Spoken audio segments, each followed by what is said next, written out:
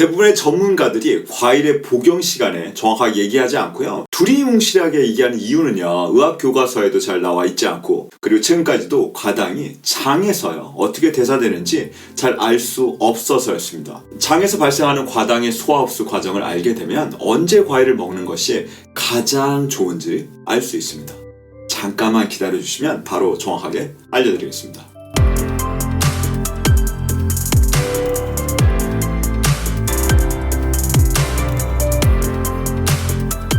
안녕하세요, 댄입니다. 과일의 당은요 일반적인 당과 다르다는 사실을 들어본 적이 있으실 겁니다. 과일에는 일반적인 당인 포도당뿐만 아니라 특별한 과당이 있습니다. 1970년대 이후 액상과당이 발명되면서 인당 과당 소비는요 최소 100배 이상으로 급격하게 증가하기 시작했죠. 역학 연구에 따르면 음료나 가공식품 섭취를 통해서 가중되는 과도한 과당 섭취는 고지혈증, 비알코올성 지방간, 비만 및 당뇨병과 연관이 있는 것으로 나타났습니다. 만성대사질환의 원인이 되는 것이죠. 가공식품, 음료, 외식 등을 거의 안 한다면 과일에 들어있는 과당은 별 위협이 되지 않겠지만 우리의 식생활은요 과당 섭취가 기본적으로 많습니다. 그리고 과일의 과당이 일반적인 포도당이 대사되는 방법과 많이 다른 것이 또한 문제인 것이죠. 과당의 대사에 대해서는요 오른쪽 카드를 참조해 주세요. 과당은 포도당과 다르지만 과당이 대사되는 명확한 과정을 잘 모르면 소개하는 사람들마다 정보를 전달하는 것이 아니라 건강 소설을 쓰는 등의 아주 큰 오해가 생길 수 있습니다. 과일의 과당은요 위장관에서 소화가 되어 소장으로 흡수되고 혈액으로 이동해서 결국에는 간으로 들어가서 대부분 간에서 대사가 되어야 합니다. 간에서 많은 양의 과당을 한 번에 대사하는 것은 부담이 되겠죠.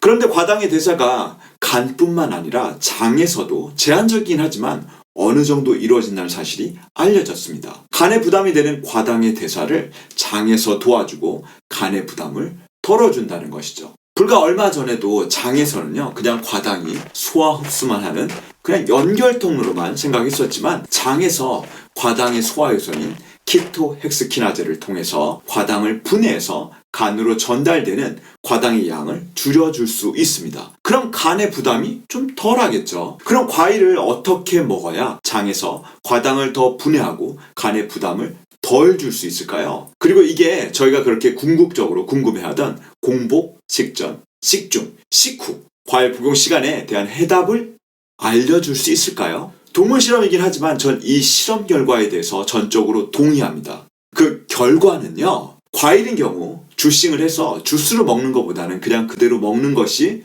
더 좋고요. 과당을 한 번에 많이 단독 섭취하는 것보다는 여러 번에 걸쳐 나눠서 음식과 같이 먹는 것이 좋다라는 것입니다. 그렇다면 공복에 따로 과일만 복용하기보다는 음식과 같이 식전, 식중, 식후에 섭취하는 것이 과당이 장에서 더 대사가 많이 될 수 있고 간에 덜 부담을 줄 수 있다는 거죠.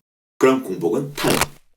식전, 식중, 식후는 어떻게 결정해야 할까요? 전 식전보다는 식중, 식후가 더 좋다라는 생각입니다.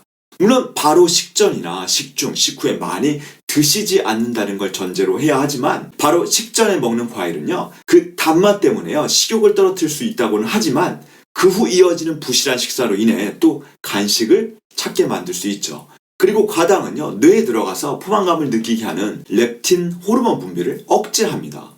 개인적인 의견이지만 저는 본인이 먹는 탄수화물이나 과당의 양에 따라 다르긴 해도 과일을 소량으로 식중이나 식후에 본인 주먹 반 개나 한 개 정도 먹는 걸 추천드려요. 그리고 과당이 장에서 대사가 잘 되기 위해서는요 소량으로 나눠서 음식과 같이 먹는 게 좋다라고 말씀드리는데 왜 굳이 소량을 권장하냐면요 물론 과당 자체가 간에 부담을 주기도 하지만 장에서 처리하는 과당의 양이 상당히 제한적이기 때문입니다. 장에서 과당의 흡수는요 제한이 없는 일반적 탄수화물의 포도당과는 다르게 아주 제한적입니다. 그리고 생각보다 많은 사람들이 과당의 흡수가 잘 안 되는 과당 흡수 장애를 가지고 있습니다. 과당 흡수 장애가 없는 다른 정상인들도 약 20에서 25g의 과당만이 한 번에 제대로 흡수될 수 있어 사과 2개를요 한 번에 먹는 것이 허용될 수는 있지만 문제는 과일만 먹지 않고 식사를 하면서 추가적으로 과당을 섭취하는 것을 고려해봐야 되는 것이기 때문입니다. 과당 흡수 장애 때문에 위장관 기능이 좋지 않으면 과일 섭취가 어렵다고 하시는 분들이 많은 것이고 과민성 대장증후군인 IBS나 염증성 장질환 IBD처럼 위장관 장애 혹은 소화장애가 있는 사람들은요 과당의 섭취에 특히 더 주의해야 합니다. 그럼 올바른 정보를 찾는 이들에게요 저의 정보가 건강한 삶의 방향을 제시할 수 있도록 바라고요. 제가 이 정보를 지속적으로 만들 수 있도록 구독과 알림 영상도 꼭 확인해 주시기 바랍니다. 감사합니다.